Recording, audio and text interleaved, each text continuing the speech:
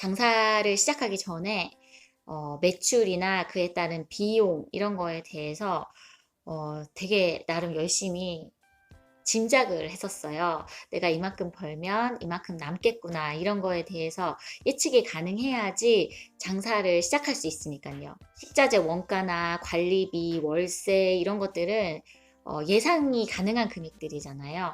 근데 직원의 4대 보험이라든지 퇴직금 그리고 세금 이런 것들은 제가 전혀 짐작이 가지가 않더라고요.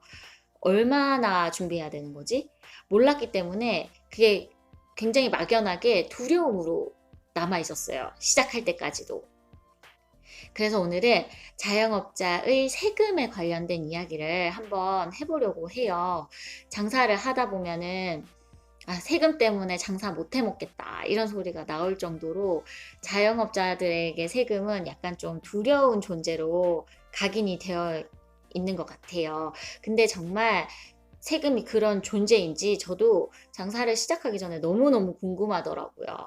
이게 내가 이 정도 벌면 세금 얼마나 되는 거지? 그래서 열심히 벌어가지고 다 세금으로 꼬라박는 거 아니야? 막 이런 두려움이 들었어요. 그래서 검색도 해보고 세무사님께 여쭤도 보고 그랬는데 매출 규모만 가지고는 정확하게 세금을 예상할 수 없다.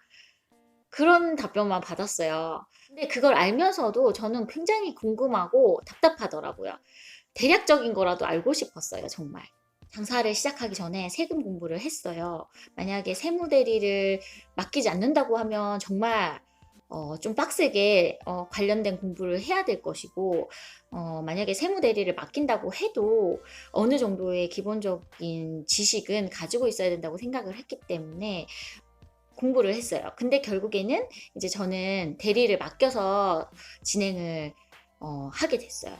근데 내가 굉장히 꼼꼼하고 그런 것에 대한 준비가 철저하다 이렇게 생각하시는 분들은 직접 하시는 것도 좋을 것 같아요. 왜냐하면 그 세무 대리를 맡김으로 인해서 발생하는 비용도 꽤 크거든요. 꼼꼼해야 되는 이유는 이제 내가 세금을 제때 내지 못하면 가산세를 낼 수도 있고 그런 매입 자료나 기타 자료들을 충분히 꼼꼼하게 준비하지 못하면 그거에 따라서 정말 세금 폭탄을 맞을 수도 있기 때문이에요. 저는 처음부터 일반 사업자로 등록을 하고 장사를 시작했기 때문에 일반 사업자 기준에서 세금에 대해서 말씀을 드릴게요. 먼저 자영업자가 내야 할 세금의 종류에 대해서 얘기를 드리면 세 가지거든요. 1번이 부가가치세, 2번이 원천징수세, 3번이 종합소득세 이렇게 세 가지예요. 첫 번째 부가가치세에 대한 내용인데요. 우리가 구매하는 물건, 서비스에는 10%의 세금이 붙어 있어요. 이제 소비자로부터 10%의 세금을 판매자인 제가 받아두었다가 그거를 나중에 1월이랑 7월 두 번에 나눠서 다시 내는 거예요. 두 번째는 원천징수세예요. 요거는 직원에게 월급을 주게 되는 경우에 직원의 소득세를 미리 떼서 납부하는 거를 말합니다. 요거는 월급 다음 달 월급을 지급한 다음 달 10일까지 납부를 해야 되는 거예요.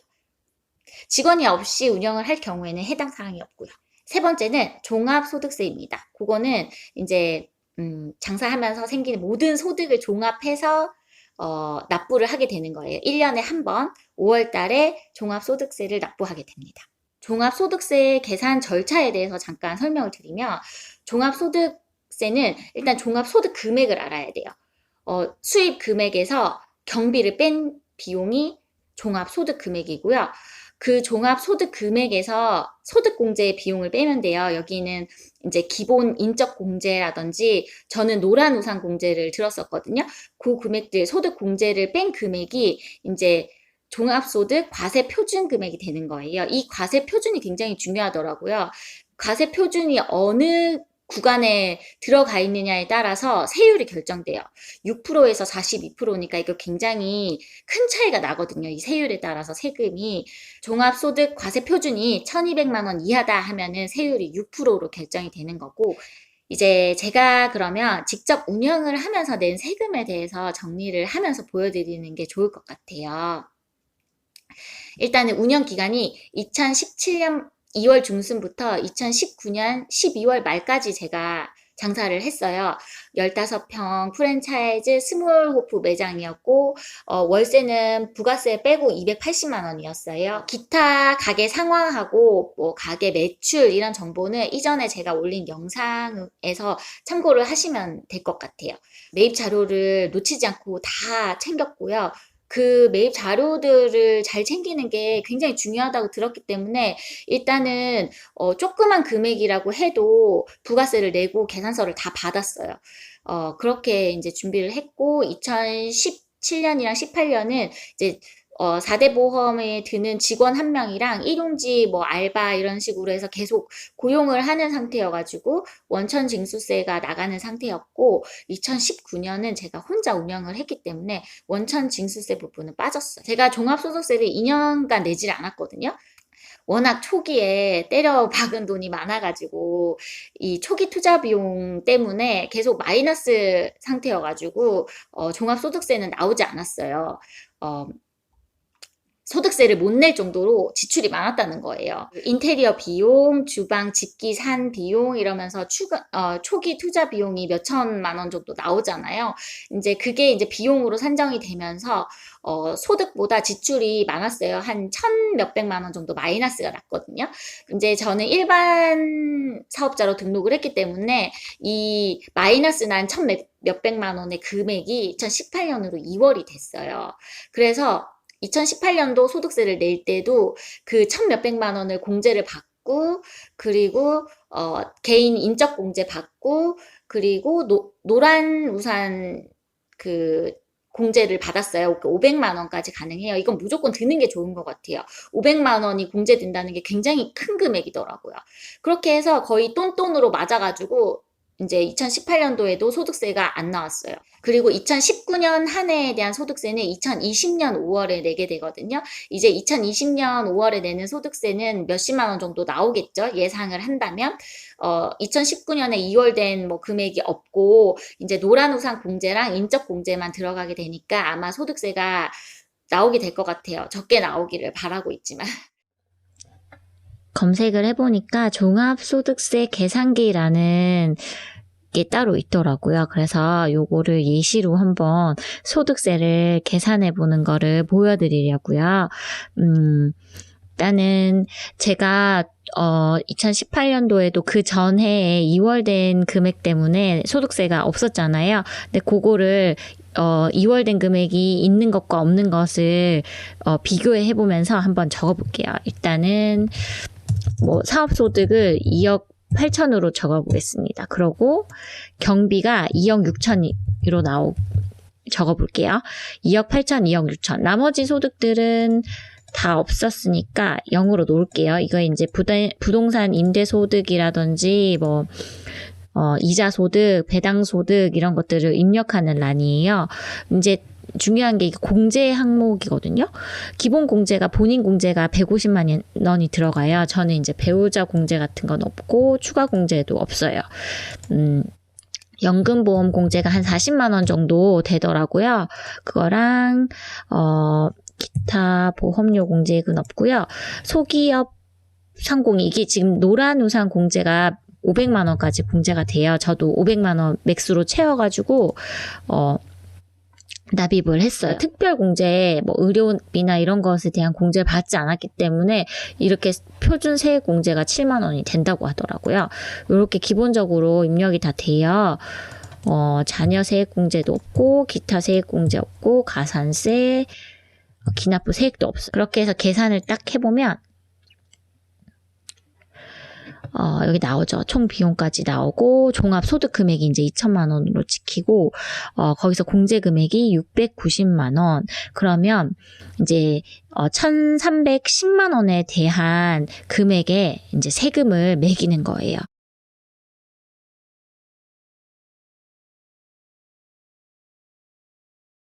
이게 지금 두 번째 카테고리라 1,200만 원 이하면 6%의 세금인데 1,200만 원을 초과했어요. 그러면 15%의 세율이 적용되거든요. 그렇기 때문에 이제 산출 세액이 88만 5천 원이 나오네요. 여기에다가 아까 표준 세액 공제 7만 원 받으면 총 납부해야 될 세금이 81만 5천 원이 나왔어요. 저도 2018년도에 2월 된 금액이 없었다고 하면 그 정도의 금액을 아마 냈을 거예요. 80만 원 정도. 1,300만 원. 여기서 그러면 공제 비용에서 기타 공제액에다가 1,300만 원. 이거는 이제 지난해 거에서 넘어온 공제 금액이에요. 만약 이렇게 돼서 계산하기를 다시 해보면 네, 이제 세액이 없어지는 거죠. 마지막에 공제를 받으니까 6%가 적용이 됐는데 거기서 이제 산출 세액이 6천 원이 나오고 마지막에 세액 공제 7만 원을 받아서 결정 세액이 0원이 되는 거예요. 이런 세무 기장 비용으로 매달 7만 원씩 냈어요. 이제 소득세 신고를 할 때 조정료를 내게 되는데 이거는 이제 매출에 비례한 금액으로 보통 내게 되더라고요. 저는 첫 해에 80만 원 정도를 냈고 두 번째 해에 75만 원 정도를 냈어요. 그러니까 만약에 내가 자신 있다, 이제 세금 업무를 내가 할 수 있다 이렇게 생각하시는 분들이라면 굳이 이렇게 비용을 따로 지출하지 않고 직접 하시는 것도 좋을 것 같아요. 왜냐하면 이 비용이 꽤 크게 나오니까. 그 자영업자가 내야 되는 세금에 대한 스케줄을 간략하게 정리를 해봤어요. 1월에는 전년도 7월에서부터 12월까지의 부가가치세를 내게 돼요. 25일까지. 이것을 부가가치세 확정신고라고 부릅니다. 그리고 이제 4월에는 부가세 예정신고를 하는데 이게 뭐냐면 원래 1월이랑 7월에 부가세를 내게 돼 있는데 이제 1년에 두 번이니까 목돈이잖아요. 그걸 이제 1월, 4월, 7월, 10월 이렇게 네 번에 나눠서 내게 되는 거예요. 5월에는 이제 소득세를 내고요. 7월에 이제 확정신고 한 번 더 하고 이거는 이제 같은 해 1월부터 6월까지의 부가세에 대한 신고예요. 그리고 10월에 이제 부가세 예정 신고를 한 번 더 하고 그리고 11월에는 소득세 중간 예납을 할 수가 있어요. 이것도 부가세를 미리 내는 것과 마찬가지로 소득세를 그 전에 냈던 거 반을 미리 내놓는 거예요. 이게 자영업자들이 세금을 매달 내는 게 아니다 보니까 한 번에 몰아서 내게 되는 경우가 있어서 이런 제도를 넣은 것 같아요. 그래야지 조금 그런 목돈이 들어가는 것에 대한 부담을 줄일 수 있으니까요.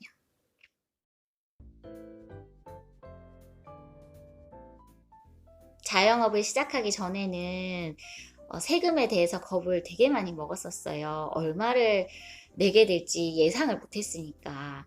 직장 생활을 할 때는 월급 꽂아주기 전에 미리 세금을 제하고 주잖아요.